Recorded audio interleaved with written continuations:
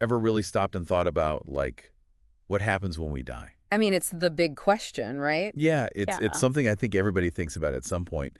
And today, we're going to look at it not through like theories or beliefs, but through some really personal stories. Okay. We have two accounts from people who basically died, clinically dead, Yeah. and came back and could remember it. Oh, wow.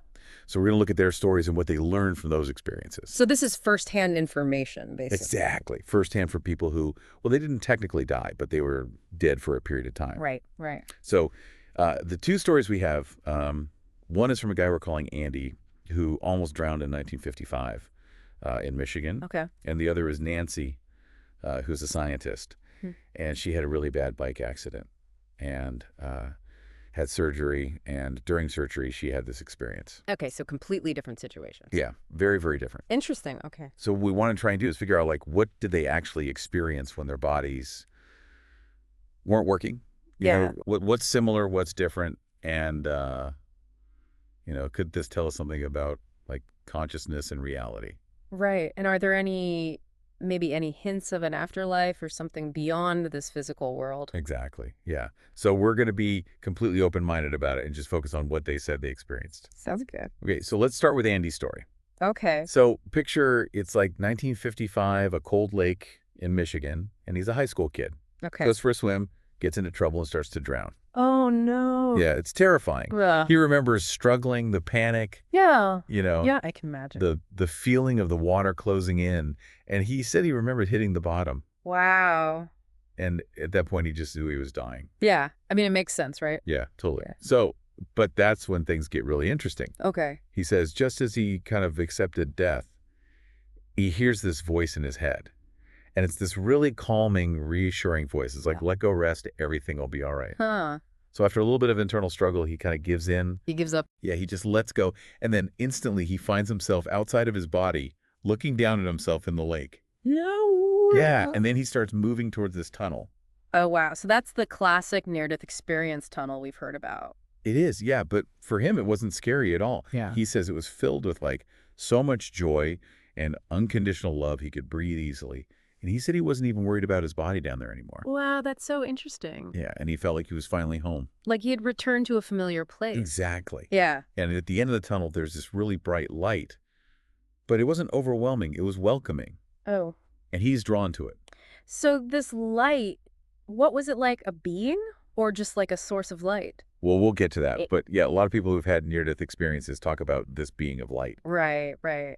And they say it's always like this source of love and understanding, not judgment or anything scary. That's comforting. Yeah, it is. So anyway, the tunnel kind of fades away, and he finds himself in this huge spherical space, almost like a giant stadium. What? Yeah, and all around him are these displays, like screens showing scenes from all his lives, not just this one. All his lives, so past lives. Yeah, past lives. And he's communicating with the light, reliving these events. Mm. But here's the crazy part. He's experiencing them with like total understanding, you know? So he's not just watching, he's actually feeling what everyone involved was feeling. Exactly. Yeah. He knows their thoughts and feelings. Yeah. It's not just like watching a movie of his life. It's way deeper. Wow. So there's like a huge sense of empathy there. Absolutely. Yeah. And a level of accountability too. Right. Because he's seeing how his actions affected everyone else. That's a powerful concept. Yeah. So he sees himself as woman lives on other planets. It's super expansive. And he's there for what feels like months, even though only minutes have passed in real time. Wow, time is so different there, it seems. Totally. And eventually he's back in the tunnel, moving closer to the light. And then he has this incredible moment of connection. Okay. The light says, Andy, we love you. And he feels himself being absorbed into it, becoming part of this whole unified thing. So he loses his sense of individual self. Yeah, he says he did everything at that point. Like all the secrets of the universe were just there. That's incredible. And get this, the light had a sense of humor. What? Yeah, it told him not to take life struggles so seriously. The life on Earth is like a playing, everyone's playing roles wearing costumes. Oh, wow. And the important thing is to experience joy and love, because in the light, all those differences just melt away and we're all one and the same. So that's like a whole new perspective on life, right? Yeah, totally. It's like, don't sweat the small stuff, just focus on the love. Easier said than done, though, right? Well, yeah, maybe, but it's still a really interesting concept. Yeah, for sure. But then the light told him he had to go back. Oh. He didn't want to leave this amazing place, Mm-hmm. but he felt himself being drawn back, and then suddenly he's pushed back into his body. And how did that feel? He said it was jarring compared to the peace he just experienced. Yeah, I can imagine. And he woke up on the shore remembering everything so vividly. So did he tell people about this experience? Not right away. He kept it private for a long time until he found other people who had similar experiences. So that validation must have been huge for him. Oh, yeah, totally. And his near-death experience became this constant reminder of that feeling of home. And it motivated him to really prioritize love and joy in his life. Wow, that's beautiful. It is. So now let's move on to Nancy's story. Okay. So hers happens during surgery after this really bad bike Oh, accident. yeah, you mentioned that. And as she's going under anesthesia, instead of blackness, she finds herself in this beautiful, peaceful hillside environment, just surrounded by this feeling of acceptance and love. That's interesting because even though she's an atheist, she's having a very similar experience to Andy with the peace and love right away. Right. It's amazing how consistent that is, even though their circumstances are so different. Totally. So even with her scientific mind, her first thought is, oh my God, I died. Makes sense. But then her analytical side kicks in and she's like, wait, this doesn't make sense. This doesn't align with what I believe. So she's having like an internal debate. Yeah, totally. And then she hears this voice, or maybe it's a thought. It's like, this is your home. You're a part of me. You're a part of welcome home. So that same feeling of returning home. Exactly. And for Nancy, it was like this powerful remembering. She realized that her earthly life was kind of an illusion, just a temporary state. That's a big realization. Yeah, totally. And then this figure appears, this woman who becomes her guide. Okay. And the guide explains that it's time for Nancy to learn what she needs to in order to go back and live a more meaningful life. So like a learning experience. Exactly. And Nancy didn't want to go back. Really? She was loving it there. But the guide told her that she had actually agreed to this before she was born. What, so she chose to be here? That's what the guide said. And then Nancy's shown this overview of her life, almost like watching a movie of what was planned. So like a predetermined path? Well, it's not clear if it's completely predetermined or if it's more like a framework with opportunities for learning and growth. So like a choose your own adventure kind of thing. Maybe, yeah. But the idea is that there's a plan in place. Wow. And she also saw this hazy area behind her and this vibrant landscape ahead. And the guide explained that the place she was in was like a holding place for learning, Okay. a comfortable environment to help her learn before going back. And the guide emphasized that everything operates on an energetic level, that what we see as solid reality is kind of an illusion. So that's interesting because that's kind of what quantum physics is suggesting too. Well, it is, yeah. So there's this deeper reality that we don't normally perceive. Right. And then comes the life review she's taken to this mountain pond. And when she touches the water, she sees these ripples that contain moments from her life. Oh, okay. But she's not just watching. She's reliving those moments, feeling her own emotions and the emotions of the other people there. So like Andy, she's experiencing that deep empathy. Exactly. And she remembers this time when she was mean to her younger sister. And in the review, she feels the hurt she caused, even though her sister didn't show it at the time. Wow. So it's like she's understanding the real impact of her actions. Yeah, and it was a huge aha moment for her. Mm-hmm. It totally changed how she approached relationships afterwards. So she's taking those lessons back with her. Exactly. And after all this learning, she sees clouds in the sky, and it's this moment of pure wonder. Okay. But then her guide tells her it's time to go back.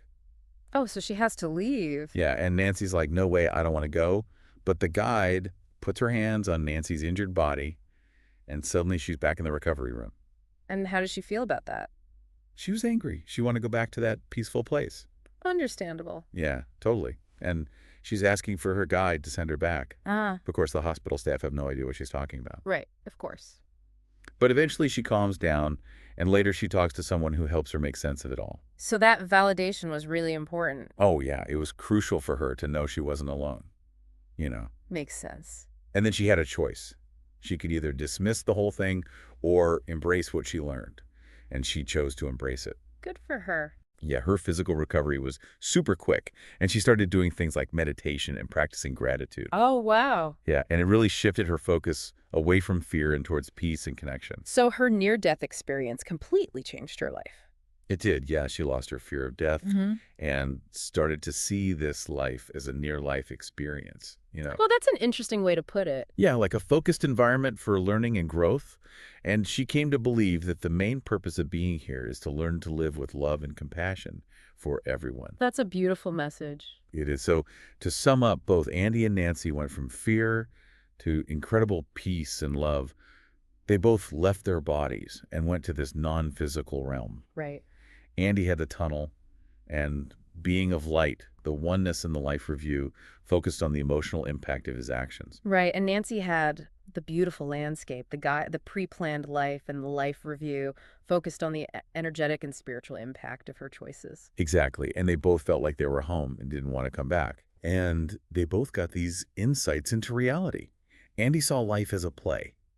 Nancy saw it as an illusion based on energy. Right. And Nancy really understood how interconnected we all are and how much impact our actions have on others. Exactly. And it changed her life. And Andy got the message about joy and love and how earthly struggles aren't that important in the grand scheme of things. So for you listening, what really resonates with you from these stories? Is it Andy's sense of oneness and the playful perspective of the light, or is it Nancy's life review and the idea of a pre-planned existence? And what stands out to you? And here's a big question. If our earthly experience is a form of learning or a temporary state like Andy and Nancy suggest, how does that change your perspective on your own life right now? Yeah, how would you approach things differently if you knew this life was just a small part of a much bigger reality? Exactly. What would you prioritize in your relationships, your work, your goals, if you saw this as a near-life experience, a chance to learn and grow? Yeah, that's something to really think about. It is, and Yeah, hopefully it's giving you some food for thought. absolutely. Thanks for joining us on this deep dive, Thanks for having me. It was fascinating. and we'll see you next time. See you later.